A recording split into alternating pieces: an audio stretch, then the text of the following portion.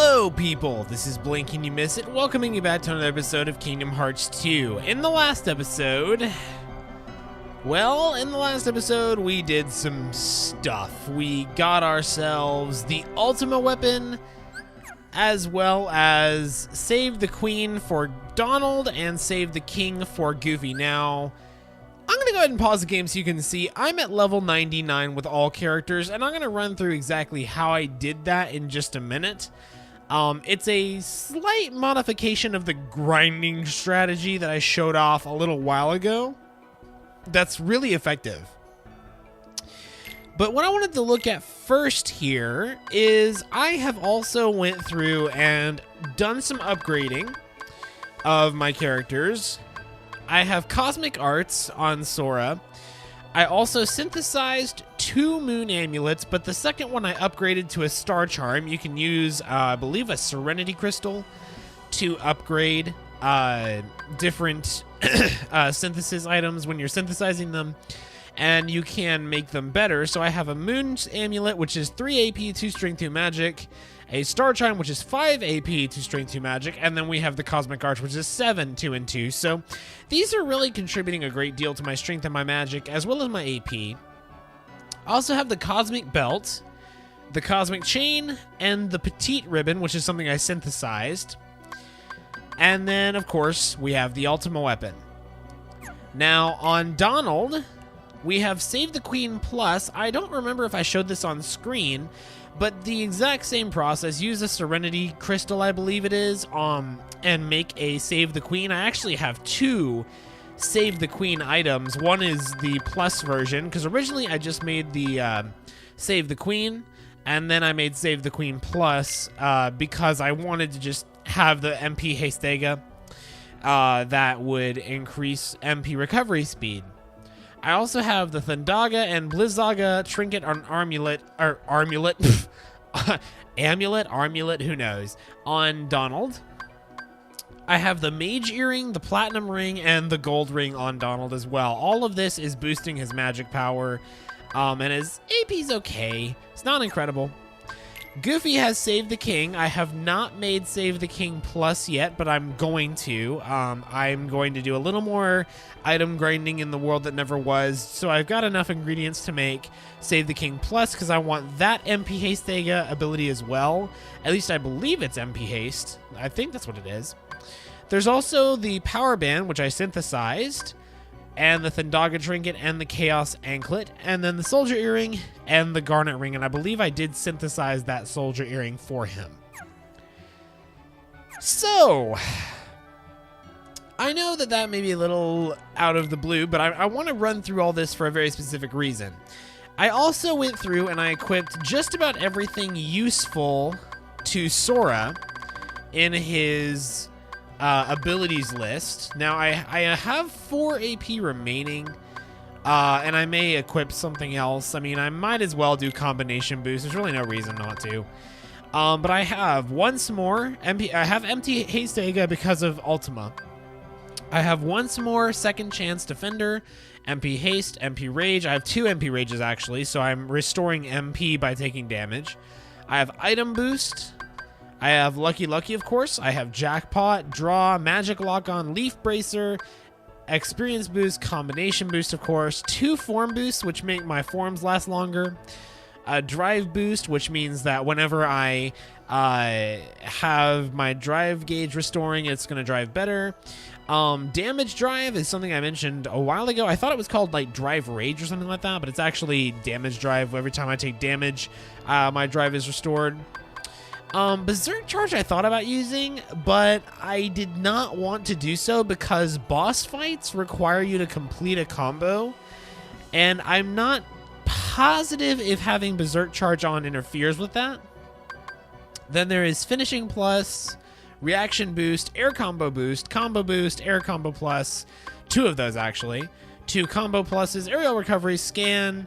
Of course, I have High Jump, Quick Run, Aerial Dodge, and Glide, which is something I'll show in a minute. Then there is Trinity Limits. I don't want any of those. Aerial Finish, Spiral Sweep, Explosion, Guard Break, Slide Dash, Dodge Slash, Slap Shot, Retaliating Slash, Finishing Leap, Horizontal Slash, Upper Slash, Guard, and that is everything on Sora. I will go over the forms briefly, and then Donald, I need to go ahead and equip some more stuff on here. We'll give him Jackpot, and we'll give him auto healing. Why not? And because he's a magic user, we'll give him those. I do not want auto limit though. But Donald has Donald Fire, Donald Thunder, Donald Cure, Draw, Jackpot, Lucky, Fire Boost, MP Rage, MP Hystera, Hyper Healing, Auto Healing, and MP Hastega from his Save the Queen Plus. And then Goofy also has a great deal of stuff that he could have. I'll give him Defender, Second Chance. And then I'll give him some of these attacks as well. I don't want the limit commands though, because I don't really use limit commands with these characters. MP Rage, might as well. And then let's see here. We'll do Hyper Healing and Auto Healing, and that should be good. Now, why did I just run through this? And I will have an annotation on the video where you guys can skip my abilities list. The reason I wanted to show you all of this stuff is I wanted you to get the perspective of exactly where we are, where the standings are with all these characters, what their items are, their equips, their abilities, etc. The reason I wanted to do that is because we have got the end game ahead of us, and I just wanted to run through everything I've got so that you guys knew exactly what to expect.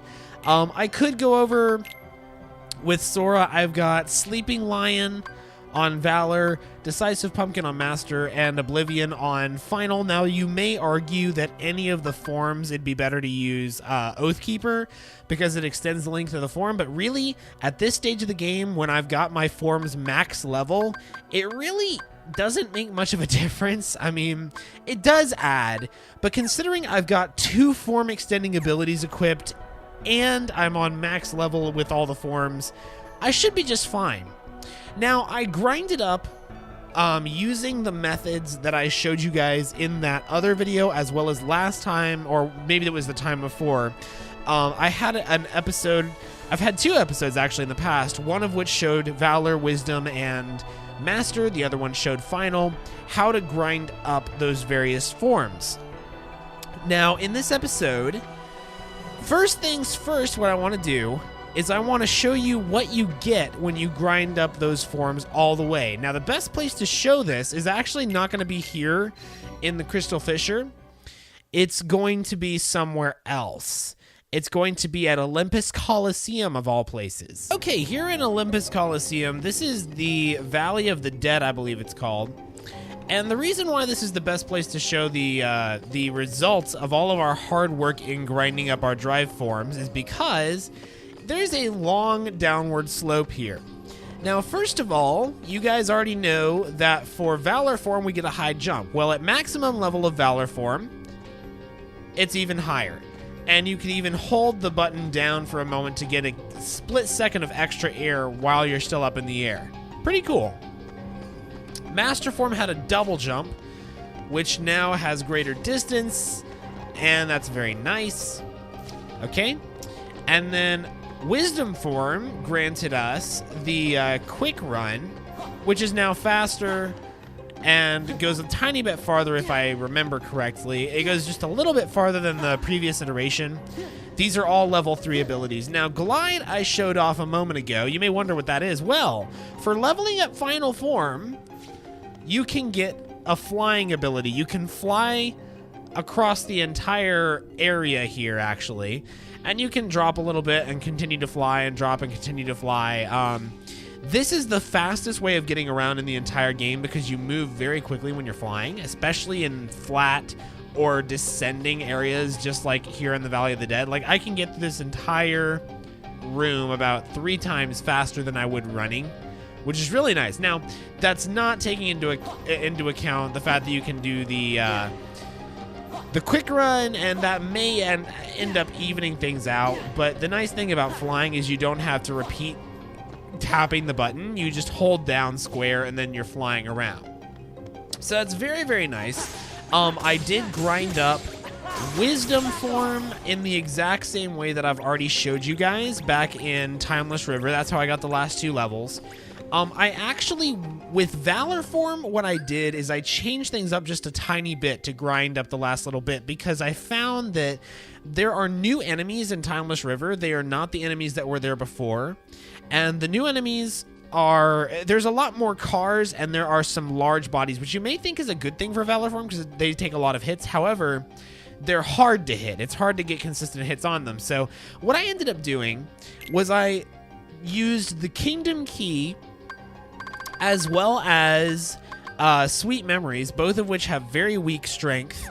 And I used those in Valor form, and I went to the world that never was, and I used the same method as with grinding up Final form. I just beat up a lot of enemies for a while until I gained the 2 levels that I wanted. Now for, so I just covered Valor form and I covered Wisdom form. Master form, I did the exact same method again as I did before, and then I already showed you guys the method that I ended up using with Final form. I just ran all over the place in the world that never was as I gained more abilities, or rather a higher capacity of the drive gauge, so I could last longer in Final form, and I just killed tons and tons and tons of nobodies. Then I'll show you guys how I grinded up to level 99 in just a little bit. First, though, this episode is more than just about the current status of my party. This episode is going to be about completion. Essentially, this is going to be about all the stuff that I am not completing in the game, but I'm still going to show off what you could do if you so desired to complete literally everything. Now, when I say everything, I am max level. I have the best weapons in the game, minus Goofy's Save the King Plus. I just need 1 more level on that to make it better. However, I have not completed the journal, nor am I going to. Now, the reason is, you see I've got some worlds completed. Now, the reason I'm not going to complete the journal completely is because, honestly, it's just extremely time consuming. I don't really have the time to spend on it. I know I've already said this before.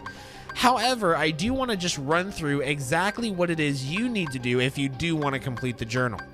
Now, first of all, let's look at the collection. Ansem reports. Some of those Ansem reports are missable, I believe. You have to do things like, I believe you get one of them in Atlantica. And Atlantica ends up being an optional world, so I think you get an Ansem report from doing stuff there.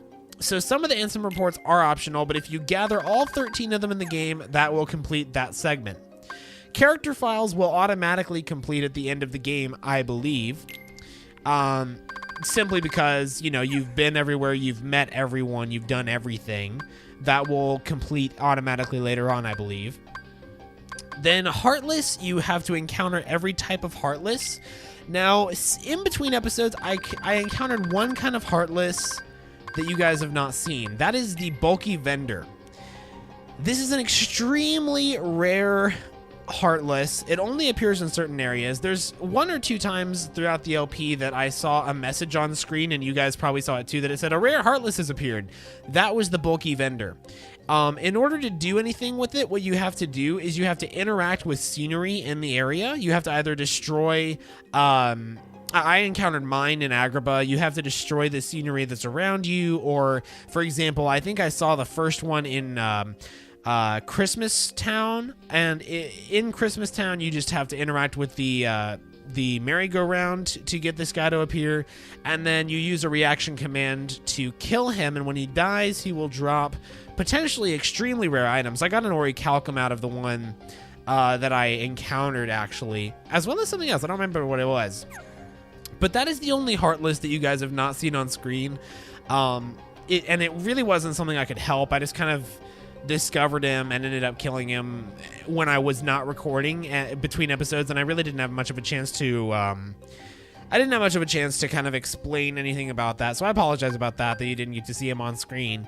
However, I do recommend looking up some facts about how to encounter bulky vendors. They're extremely useful for item synthesis, for example. Then we have nobodies. You obviously complete this for encountering every nobody. We have gotten all the treasure chests in the game. We have all the maps in the game. Then we have missions, mini games, combo attacks, synthesis notes, and character links. We have all the character links, but not all the character files, which is a little confusing, honestly, but we'll figure that out later, if at all. Like I said, I think we just have not encountered literally every character, I believe. So there's still character files to be filled, I suppose. Now, synthesis notes, essentially, we have gathered every type of material, but we have not completed every list, which means we haven't collected enough synthesis ingredients, and we have to synthesize 45 different synthesis items in order to complete this. Plus, we need to get the Moogle up to I believe it's level 8, I think, in order to max out the synthesis notes. Combo attacks, we basically have to use every limit command, I believe, and I think we have to have a certain number of hits with every single one, but mostly I think we just have to use every one. Mini games, this is the one that really murders you. Twilight Town, those mini games, I believe, are going to be the different jobs that you got throughout the game, especially as Roxas. Those also count as missions, by the way. Those are a different thing. But I think pretty much here you just have to participate in every mini game, and even the ones you haven't participated in. Well, I should say there's some mini games that you're just required to participate in at the beginning of the game or the early parts of the game.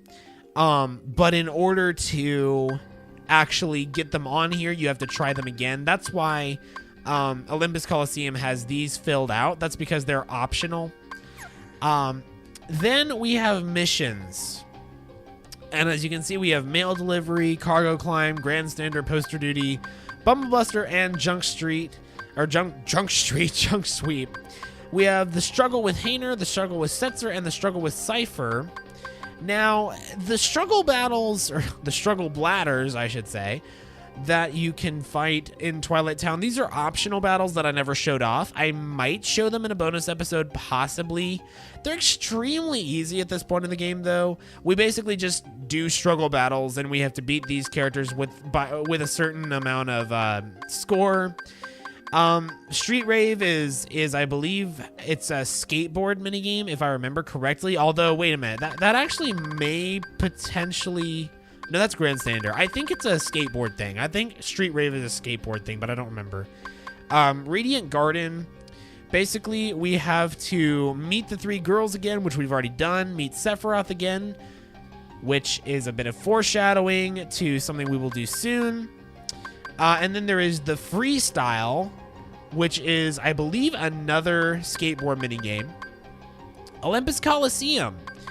We have completed some of the things here. However, what I want to really show off, first of all, is Phil's training. The hard modes of that are ridiculous. It's extremely difficult to pull that off. You have to be very, very, very powerful, very good at the game to get your hand on those, and you may even have to do a little bit of stretching the rules. Now, you're going to see something here called the Paradox Battles. And the Paradox Battles are essentially harder versions of the original cups that we got, the original prize cups battles that we got, the tournaments. Now, I will show you how to access those in just a minute, but I will not be doing them because you get nothing for doing them except journal completion. If that's worth it to you, fine. It's not worth it to me. Agrabah. We have redone the Chasm of Challenges. We have the Magic Carpet Ride with 65 or more. The Sand Slider, I believe, is from earlier in Agrabah. It may actually be just a random minigame. Then we have 100 Acre Wood. Basically, you have to try every minigame again and get a certain score. Atlantica, you have to perform every song again. That in and of itself is not worth it. Halloween Town, you have to try the different mini games again. And then we have, let me see, Port Royal is the last thing on here, as well as Space Paranoids. The Time Attack is a skateboard game. And then space, I believe that's in Port Royal, the actual town. And then Space Paranoids, we have the light cycle that we have to get with a certain amount of score. Now, again, I had an annotation on here where you could skip this whole thing if you wanted to, but I wanted to show that off for the sake of showing it. And if you do everything in all of those things, all of the worlds and the journal collection will be complete. For that, as I've said before, what you get is a secret cutscene at the end of the game. Now, is any of this required? Absolutely not. Especially not these days, because these days you can go on YouTube and check out the secret cutscene on your own if you want to. If you are playing the game on Proud mode, which is the hard mode, I think there may be one harder setting. I'm not sure. I think it's Proud mode is the hardest setting, though. If you're playing this game on Proud mode, you do not have to complete the journal. There are different requirements for unlocking the final cutscene. You may actually just get it by default. I'm not sure about that. I will put those in the description. I will try and remember to put and remind me in the comments if I haven't done that, but I will try and put the Proud mode requirements, if there are any, for unlocking the final cutscene in the description below. So I'm going to show you guys how to unlock the Paradox Cups here in Olympus Coliseum. Again, I'm not doing them. They're just not worth my time. They're very difficult battles. You can do them just for, just for the sake of having done them, really. But they benefit you in no way except for journal completion. So if that's important to you, well, great. Otherwise, it's really for nothing but a pat on the back and just going like, hey, you did that. It's just props, really. Here, this is the Hades Paradox Cup. He gives you the option. You have to complete the different Paradox Cups, and as you can see, they're much more difficult. They are recommended levels of 60 and 70. I believe the recommended level for Hades Cup, which is unlocked later on, I think that is recommended level of 99. So the game itself is like, hey, this is ridiculously hard. You may want to try and actually, do some serious grinding here if you really want to. If you really want to give this a go, if you really want to try and 100% the game or anything like that. But anyway, regardless, what I want to do now that I've shown off my abilities, I've shown off the fact that I'm at level 99, I want to show off how I got to level 99. I also showed off the journal completion, and I also showed you the benefits of doing drive forms. Now, what we're going to do is I'm going to show you the best grinding method in the entire game. This literally took me from about level, I want to say 65-ish, maybe 70, to level 99 in a matter of about an hour or a little under. I just kind of did this from time to time off screen whenever I felt like it, and it went by really fast. Now, unfortunately, I am at max level, so enemies do not give me experience anymore, so I cannot show the reality of how much experience you're actually getting. But as you'll remember, what you want to do is you want to equip the Gull Wing as your weapon, and you want to get yourself into critical health. I've already shown you how to do that in the previous guide a little while ago. Where the heck is Simba? Spazzy Simba. I don't even know where he's at. He's just... oh, there he is. Just appeared out of nowhere. Okay. Anyways, what you want to do is you want to have the Magic Magnega, which you will eventually get a hang of. For a while, it'll be Magnet, then it'll be Magnera, then it'll be Magnega. Ultimately, Magnega is what you really want, and you get that at a pretty... at least if you chose Strength, you get Magnega at a rather high level. I don't know if Strength actually specifically has anything to do with it, but what you're going to do, using Magnega as your hotkey, just use it a few times. And as you can see, we just killed a whole lot of these rapid thrusters, and they dropped a lot of magic power, which is regenerating our ability to do another Magnega. Every few seconds, just do another Magnega. You're going to gain thousands of experience at a time. If you were in critical health, oh my gosh, text message. If you're in critical health and you're using the Gull Wing and the experience boost ability, these are going to give you thousands of experience at a time, because every rapid thruster gives you 168 experience, and if you kill all of them in one pass going through the summit, and doing this grind, you're going to gain about 35,000 experience, if I remember right, per pass. And you can leave and come right back over and over. Now, add on to that the fact that you complete each pass. By the end, you're going so fast that you're completing each pass in a matter of about 45 seconds. So you can grind incredibly fast using that method. Again, I'm sorry I didn't really get to show you guys that in action. I didn't realize it would be as effective as it was, and I got to level 99 faster than I expected to.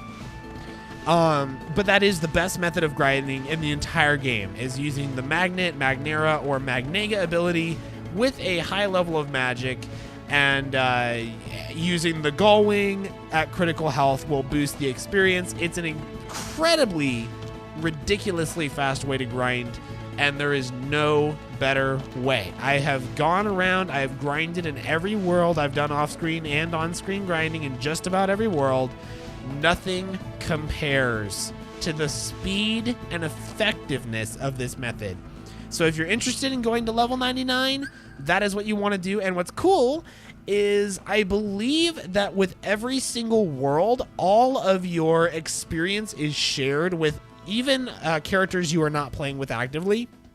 So Simba's level 99. I think if I went to Halloween Town, Jack would be level 99.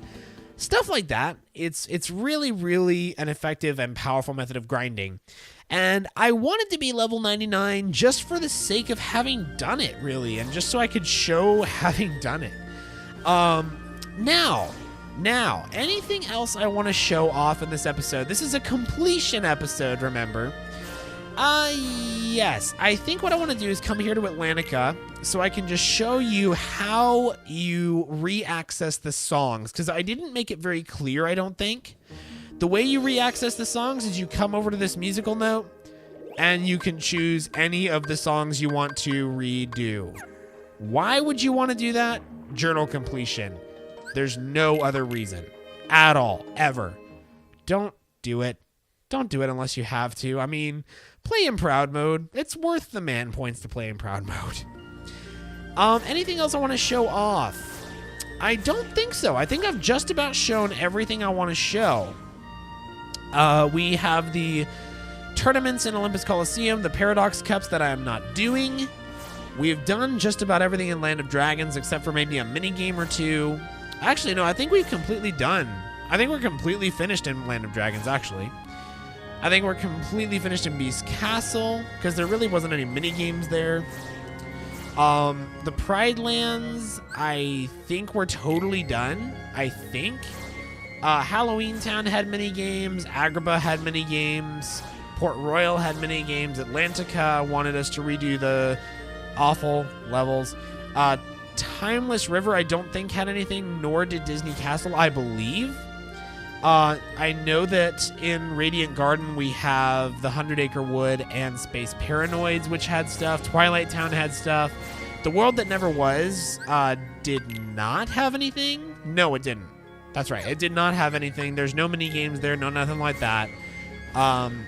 So, as a result, we have done everything we can possibly do in this game, minus journal completion, except one thing. Let's go to the Crystal Fissure. And in the next episode of Kingdom Hearts 2, we're going to do the thing that I know you've been hoping I would say I would do, and yet probably didn't even dare to hope I would say I was doing it. In the next episode of Kingdom Hearts 2, we're going to the Dark Depths, and we're going to take on the one-winged angel, Sephiroth. We will approach him next time. Thank you very much for watching, everybody. I hope you enjoyed. This is Blinkk and You Miss It, signing out.